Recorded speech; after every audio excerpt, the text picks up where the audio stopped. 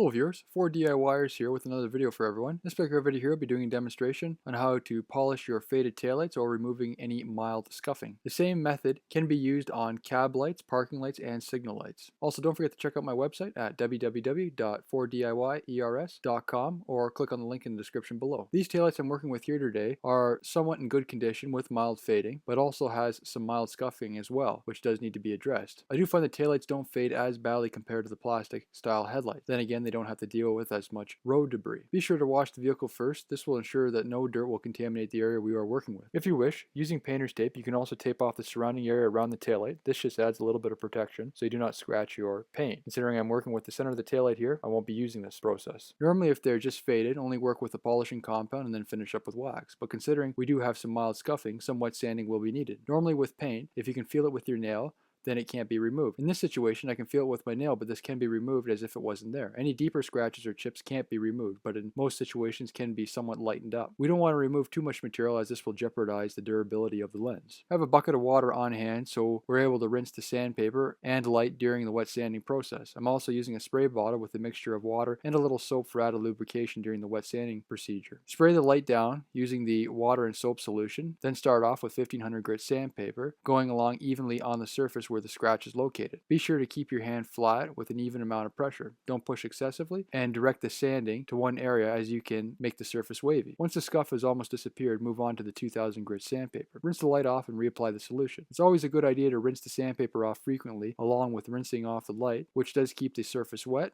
and removes any contaminants and ensures for a smoothly sanded surface. In this situation, wet sanding isn't needed for the whole light as the rest of the light is still in good condition, but it's good to feather the surrounding area and so it blends in nicely. Once satisfied, you can then move on to the polishing compound. This polishing compound can be purchased at your local auto parts supplier along with the wax. There's different variations of these products available on the market. I am using Meguiar's Ultimate Polish because I've had good experience with it in the past and it's common to purchase. As for the wax, I'm also using a Carnauba wax by Mothers. Ensure that most of the surface is dry when applying the compound and work it evenly into the surface of the tail light using a lint-free cloth. Once the surface shine is restored, move on to the wax. The wax will protect the surface from fading again and help it achieve that deep shine. Apply the wax and then buff using a microfiber cloth.